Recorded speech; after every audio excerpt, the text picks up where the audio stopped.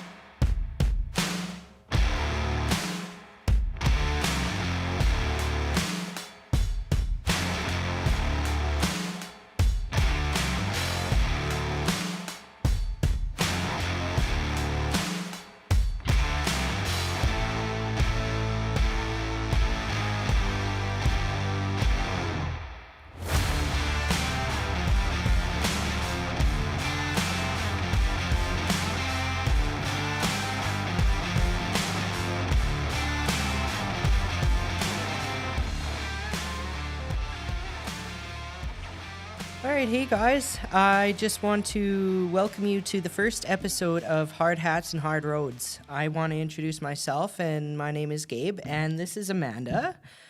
Before we begin, I just want to say that I'm not a pro host. I have the ADHDs and the dyslexias and the PTSDs, and I'm just a regular Joe off the street, and I'm just going with the flow, and hopefully I help somebody. To get started, Amanda, introduce yourself. Where'd you grow up? Right here in town here. I'm a native GP. I actually grew up in Byzantin, so only the locals are going to get that one. Yep. But yeah, my name's Amanda, and so this is my hometown, and I'm very excited to do all these cool podcasts with you. Oh, I'm stoked. Tell us about the story about how we met. Yeah, that is a crazy story. It's really We funny. didn't even meet when we met. We met through my mom. Because you're a spoon maker. Yeah. And so my mom needed spoons. And so she got them from you. And then you were just on the lookout for a psych. Yeah, I was just like, hey, you know lots of people. Do you know a psychologist? And she's like, my daughter. And that's how it happened. I know, that was random. It was really random. So the big reason why we want to get started in doing this podcast is because we're really hoping it relates to somebody and possibly save someone's life. We're also wanting, like, if we could choose, we would save lives, decrease suicide, substance abuse, domestic abuse rates, and men's mental health just doesn't get talked about. Some of the topics we're going to touch base on is mental health and first responding, the oil field, construction, and the Indigenous communities. It's a community-focused podcast, so it's going to be providing local resources for people close to home, whether it's locally, provincially, or federally. Question for Amanda. What the heck is mental health? Yeah, that's a really good question. What is the definition of mental health? And it means different things to different people. I always think it's really interesting because people, when we think of mental health, the first thing that comes to mind is all the disorders that you can have for your mental health. And there are lots of them, and they're very cool, some of them, but they're very troubling. And that's not all mental health. Because if you think of going to the gym or, starting a diet, your health is actually when you thrive and when you're at your best and when you feel you're most energized and connected. And that, to me, is what mental health is. So, when I think of mental health, it's those little things we do every day to take care of ourselves, to connect with the people around us, to have healthy relationships. That is health. Is there mental unhealth? Yes, there is lots of that. And that requires treatment and support, and sometimes medications and all kinds of different options. But it's certainly not the only sort of vein of mental health. And I think people get stuck on, they're going to diagnose me with something, or there's going to be a word that you use for symptoms that I have, and I don't want labels. When really, I think we need to think of mental health just as like a lifelong process of trying to be healthy in our relationships and in our connections with other people. So that's how I view mental health. That's what I'll be bringing to the table for you. Thank you. I like that. I appreciate your definition. It's very unique. The stats on suicide just blew my mind, Amanda. Won't you tell us what they are? Yeah, when we looked up the Stats Canada, stats,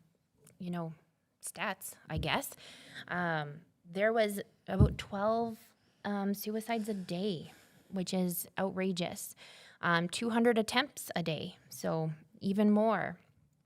And then from each one of those, about 7 to 10 people for each patient or person who's suffering is impacted by those actions. This is something your neighbor has dealt with, or someone you know for sure is dealing with that. So yeah, it's super important to reach anybody who's feeling that way or headed down that path. But even if you're long ways from that, I mean, I think everyone deserves to have a really awesome life. Fine is not the standard. Awesome can be a standard too. Yep. So yeah, I'm really excited about all the cool people we're going to talk to and all the cool stuff we're going to do. So why did you want to get involved in doing all of this podcasting stuff? Well, I wanted to use my experience to help others tell their story. And as I'm not going to stay silent. I was sexually assaulted as a teen. By a family member. I grew up in a messy divorce. I was bullied in school. I was sexually assaulted as an adult, dealt with alcohol abuse, suicidal thoughts and ideations. I was secluded and I hated peopling. On top of it all, I was a proud truck driver, and now I have a brutal spine that prevents me from working, and trust me, I've tried. I needed something to do, so I started carving wood. A local canner got a hold of me and asked if I could create her a long canning spoon, as you can't find anything that's not flimsy and, not wood. So I created her that spoon. The plastic ones just melt. They just melt. And I have a fancy finish on her. It's beautiful. Water, scratch, and stain resistant. I'm very proud of it. So I ended up selling to a master chef in the UK, which I'm really proud of. But it's now what I do full time. And I ended up calling myself Gabe's Little Whittles. It's just something I'm really proud of. But in the process of finding my passion, I found another passion. The men's shed. It's a 60-foot shop just loaded with tools. And it's where men 18 plus can build connections and build projects. And men often don't have a place where they can gather and make friends. So I think it's a very important local resource. The amazing things I've witnessed at the place is eye-opening. Like, guys come in telling their stories and they end up crying sometimes, and everyone's there for them. Like, that doesn't happen every day. I find it very important, and I believe that we need to make awareness on the men's sheds. But the impact on the podcast, let's get the word out on everything. So why did you want to join me on this podcast? Why do you want to be a co-host? Yeah, I don't know. You have this crazy story, and I was just inspired by how honest and authentic you are, and how you really just, this is like in your heart, and it didn't feel like something that wasn't going to have an actual impact. This is real stories and real people, and so I really was excited to be a part of it, to use my psych degree, all that learning that I've done, to just help you out and try to provide any sort of support I can to this, because I do think the message is really important, and I think you're going to tell it in a really, really cool way. For me, men's mental health, obviously I'm not a man, so I don't have men's mental health. I work in mental health. I am a local psychologist who treats men and children and families and everyone. And I live in this community, and same for everyone in all communities. We need all members of our communities as healthy and happy as possible so we can thrive, all of us. So as the mom to a future man, as the partner to a man, men's mental health impacts my day-to-day life. And so if I can support it in some way, if I can offer resources or give someone a little bit of hope or access to the support that they need, then that's a good day in my book. So I'm happy to be here with you. Thank you so very much, and I'm happy you're here. And the point you made about having two men in your life, so you're related to their mental health, that's a big point I wanted to make. A bunch of people are asking me, why have a woman on your podcast if it's about men's mental health? And to me, women have a very important part in men's mental health, whether it's in a professional setting or family members. Women largely dealt with men's problems for centuries. But now men are trying to open up, and we need to listen to them. And it's going to improve their quality of life and improve their families and just improve the world. Everyone's mental health matters, and men have largely, suffered in silence and not feeling connected to the resources that they may not know are available or that have a million barriers to them. But certainly I definitely want to be an advocate for men's mental health. And if I can support these stories coming out, support you, support people close to me, then that's important for me to do. So I'm really happy to be here, but obviously to take a side seat because I'm excited to learn too. The other thing that I think is really important is men's mental health has a huge impact on the people around them, as men are often they could be aggressive in families. Domestic violence very much is a woman's issue, impacts women and children. And I just really don't want to go into the forest and choose the bear. I would really love to feel relief when I see a man coming in the forest. And that is maybe not everyone's case right now. So I would love it if we could address, some of those issues as well, so that we can just reconnect and support each other. And I think that's really important, instead of these barriers or challenges that we just make up in our minds. I agree. And barriers, what are some of the barriers men have trying to get help? Oh my goodness. I mean, I think when we talk to some of these people, that's what I'm really, really interested to hear, their lived experience of their barriers.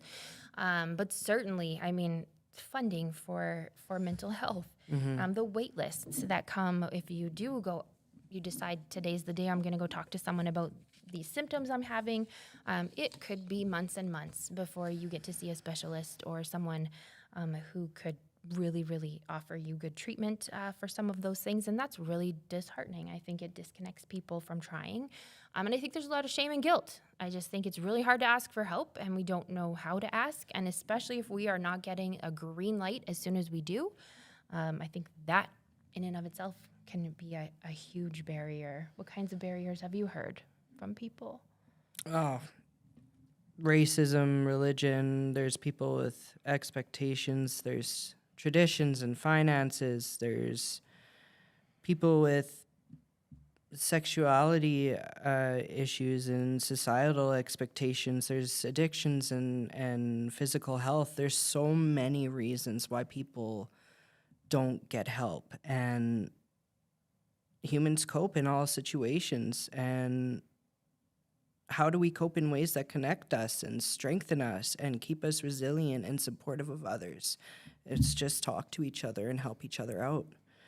But I can't wait for you guys to hear all these cool humans sharing their stories, and Amanda helping us out with all your important insights.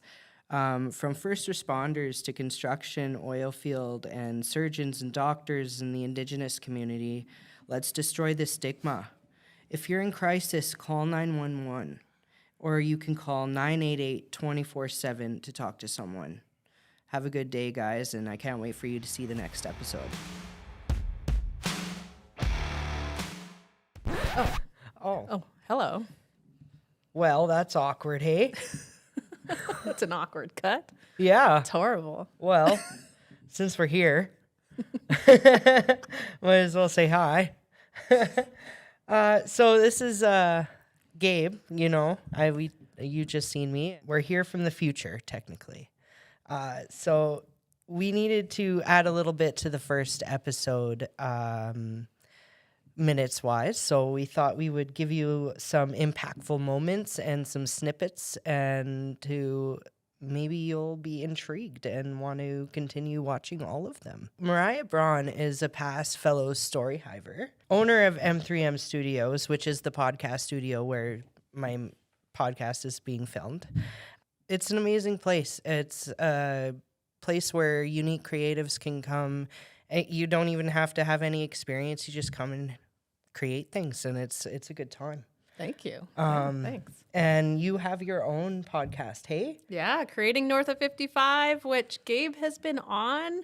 Thank you so much for having me today on your podcast. It's a real honor. seeing you create all 8 episodes of this podcast over the last year has been awesome to kind of see. And it's my pleasure to be here to kind of help you through this content, this bonus segment, which is really exciting to kind of amp people up for the release of all 8 episodes of Hard Hats and Hard Roads. Yeah. Yeah, so let's just get right into it. What's the first moment you want to bring up, you want to share with this audience? Well, I guess the first one I want to talk about is the amazing Phil Fontaine. That's our second episode that's coming out, so you guys are going to want to stick around for that for sure. That one was a good one, hey? Yeah. Yeah, that was a big, high-profile interview for you.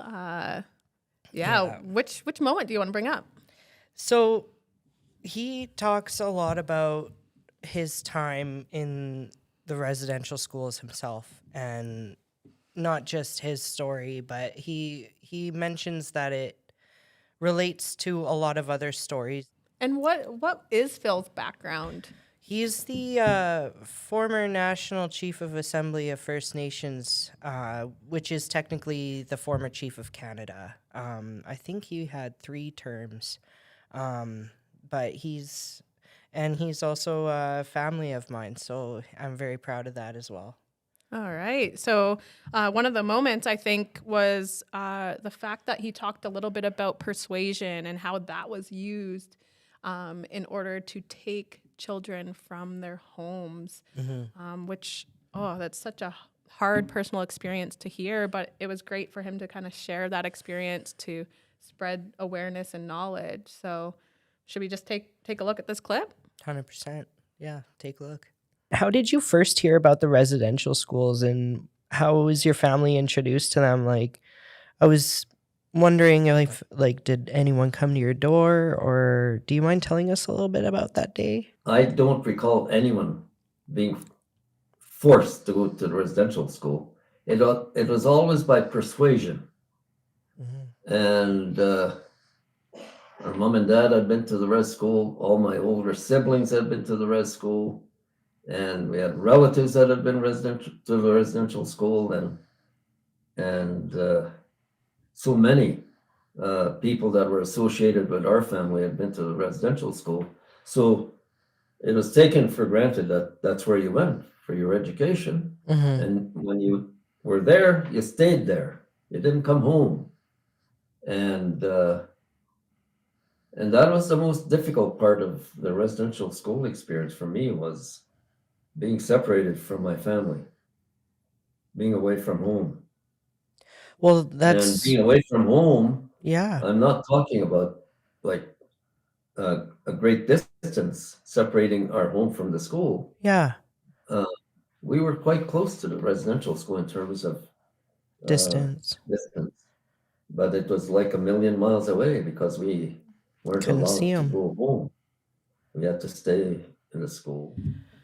Yeah, could you imagine just being so close to home but so far away that you wouldn't have even been able to go see your parents, even though they might have been kilometers away? And that was exactly Phil's story. He was just basically down the street from his family, and he was only able to see him every so often, and it was really, really tough. And yeah, he had some siblings he mentioned that he went to residential school with. That's right. Which would have helped some, but yeah, being stripped away from your home like that's really tough and a really difficult situation to kind of go through. What's the next moment you want to bring up with Phil? He made a good point to say courageous thing. Well, it's pretty courageous what he's talking about, that he's talking about his story so openly, and that's basically what he's been known for. He gets the word out. He's gotten the word out on residential schools, and that's his biggest impact, in my opinion. He decided to mention a little bit about young Indigenous leaders and what they can do to help their community. So here's the clip for that. What advice would you give young Indigenous leaders looking to advocate for their communities? I'm not old enough to give that kind of advice to young leaders, actually. But the best approach our leaders can take is to listen very carefully to what their people are saying. Mm-hmm. And our people have much to say about their lives and their communities. And if we don't listen to our people, it's a wasted opportunity Yeah. to make a difference. And so the only advice I would give young leaders today is to be very careful, well, not careful, but to be vigilant about listening. Yeah. Listening really carefully and closely. And trying to understand the message that is being conveyed to you by your people. That's right. Yeah, I love how his advice was something that we can all do. Just simply listen, right? The thing is for youth, he's saying, go ahead and listen to your people, listen to what they have to say, listen to their stories and understand them. I think that's huge advice for the youth who are watching your podcast right now. And I think it's a very important part of Phil's interview that he had for sure, is like that future part. Okay, we've looked back into the past, what's happened in the past, but kind of going forward, what can we do? And I love that. Just simply listen. Yeah, like what can we do as Canadians to be better, how to educate ourselves, how to just dig down into Canada's history and learn about what has happened, and it could change you a little bit for the good. Yeah, we should get on to our next guest. Yeah, who's next? Let's take a look. Let's take a look. So I want to talk about Tracy. Oh, Tracy with Tough Enough to Talk About It. They came for a podcast episode. What they have to say? What's the program about? What's Tracy about? Tracy's awesome. She's pretty well known and locally here in Grande Prairie. She's the director of this program, and it's been running for quite a few years, since the late 90s, I believe. It's an awesome program where they go to oilfield companies to basically male-dominated industries, agriculture, different things like that, and they basically teach mental health as first aid. But the cool thing is, and I'll show you a clip right away, when she goes and talks to these guys, she talks to them in a way where they relate, and she might throw in a little swear too, but they listen, and they're kind of upset when it's time for her to go. They kind of want her to stick around. So What else did Tracy have to say? I really like that she talked about the difference between psychological and physical harm. We'll show you a clip about that as well.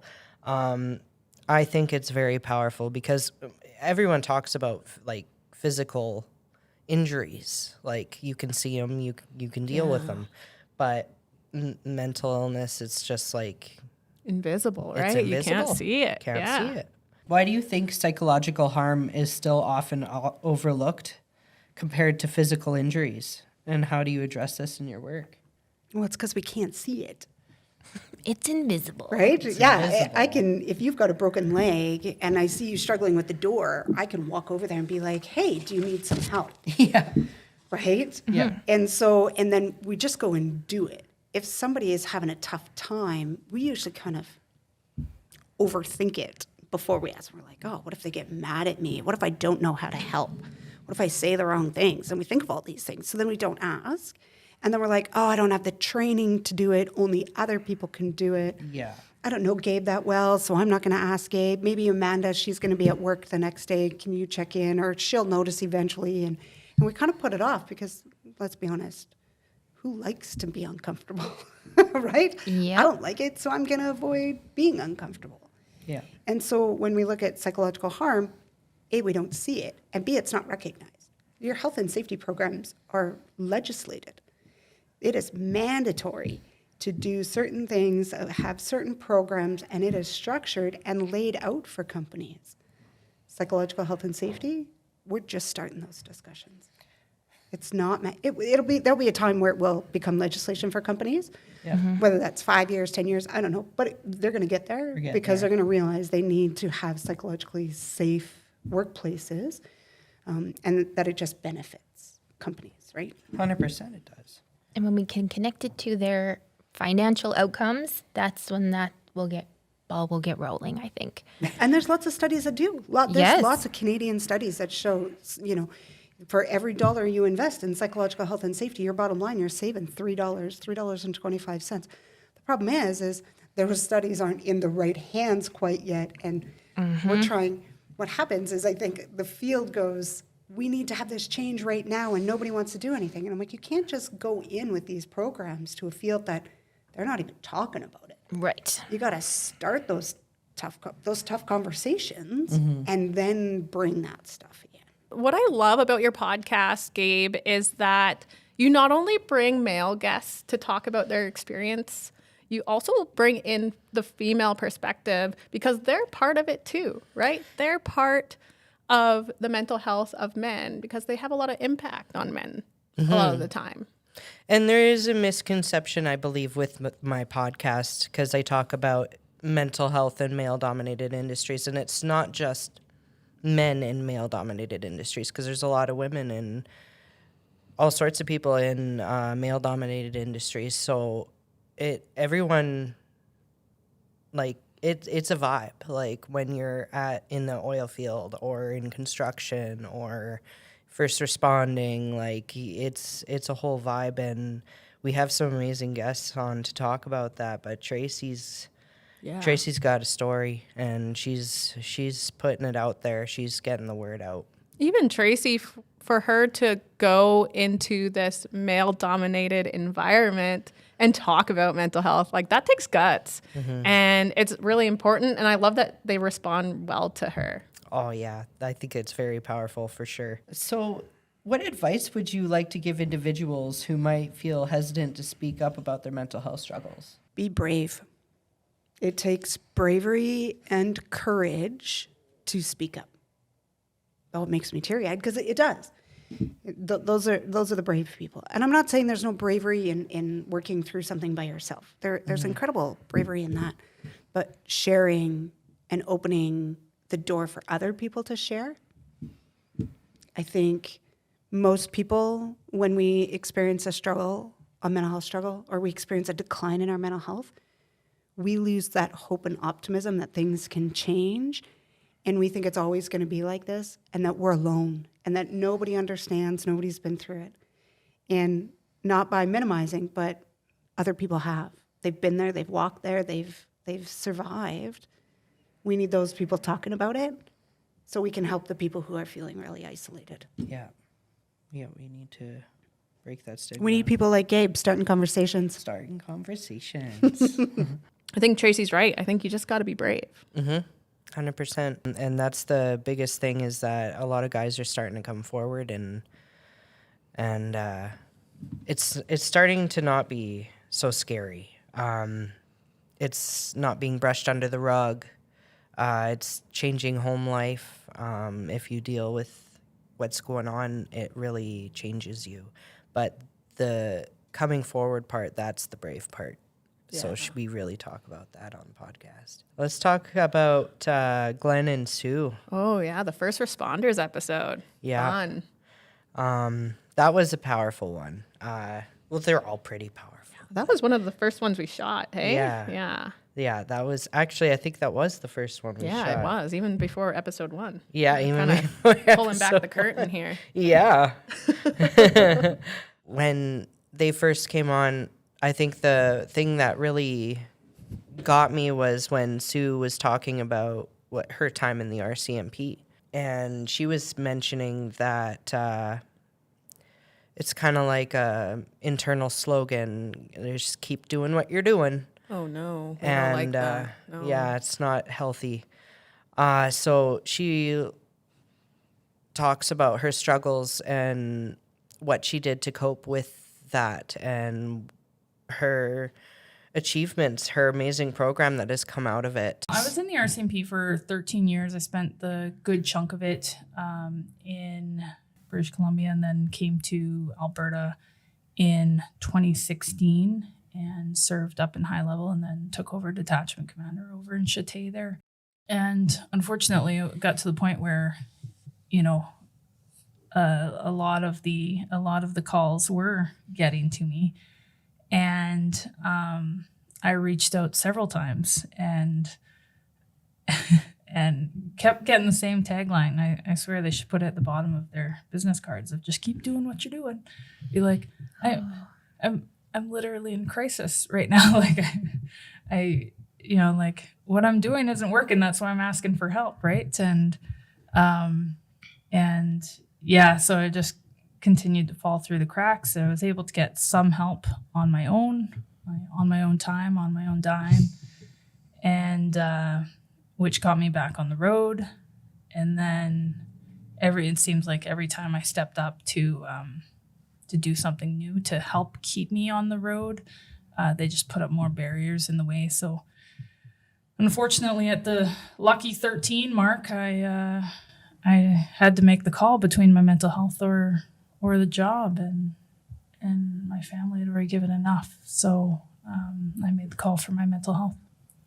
I just admire Sue's bravery to actually stand up for her own mental health and kind of make that call for herself, knowing that, the calls were just getting a bit too much for her, and she had to put a stop to it. And then, that struggle, that resilience that she went through, she then turned something negative she experienced into a positive program for first responders, using golf as the mechanism to kind of share with them how they can take care of their own mental health as first responders. So super cool. What else happened in that episode? You had a fellow by the name of Glenn, hey? And you met him at the men's shed, is that right? Yeah, the men's shed. It's first I must say the men's shed's awesome. It's a local place where men can gather and build friendships, and that's where I met Glenn.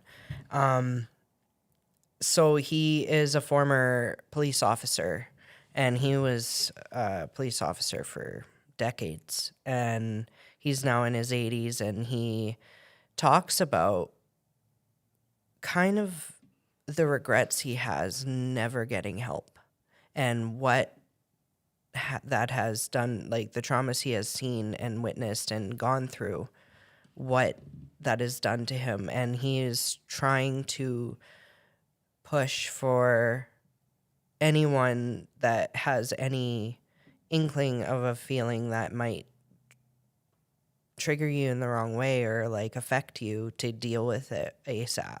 Yeah, he comes from like a different time, right? Like they didn't even talk about mental health back then. He's seeing all the new age kind of stuff, the stuff with mental health, all the discussions, and he's going, man, I wish I got help, right? 100%. So let's take a look at what he says. When I first started for several years, I was never talked about it. Well, I don't think it was recognized at that time.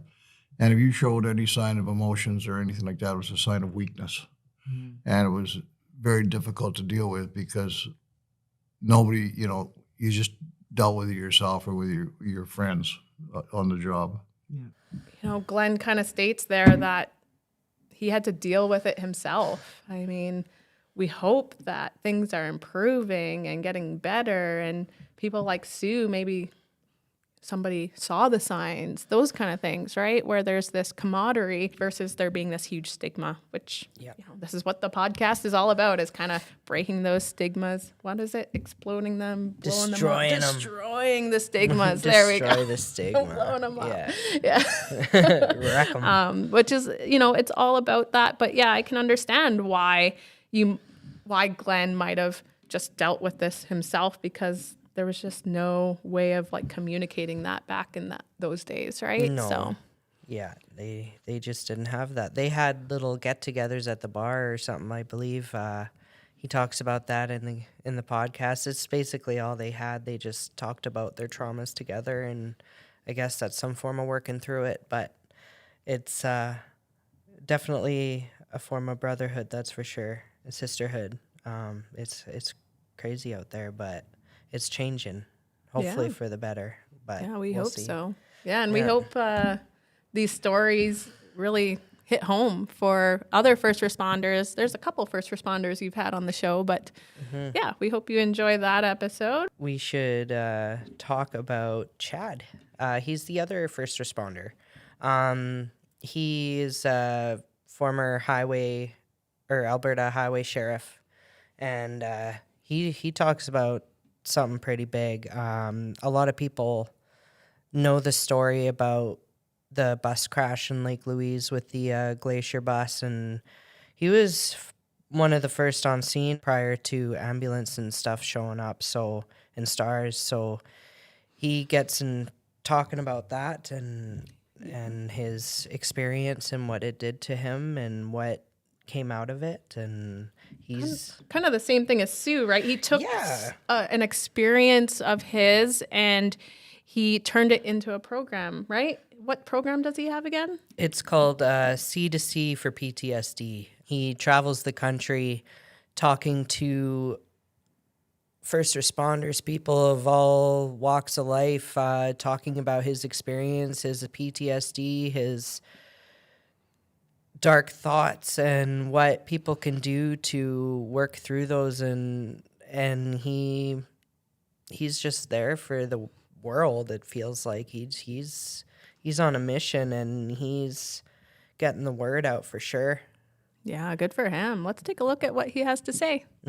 But there were a bunch of ambulances heading towards Lake Louise. Somebody had reported, there's a bus collision up by the ice fields. So one of our members, one of our RCMP members, partners, took off up towards the ice fields, was directed up alongside of the mountain. He was able to get, the only message we could get from him, because the reception was so poor, is I need all of you guys up here now. So we shot up as fast as we could to Jasper. We were directed up the side of a mountain. Had no idea what was going on.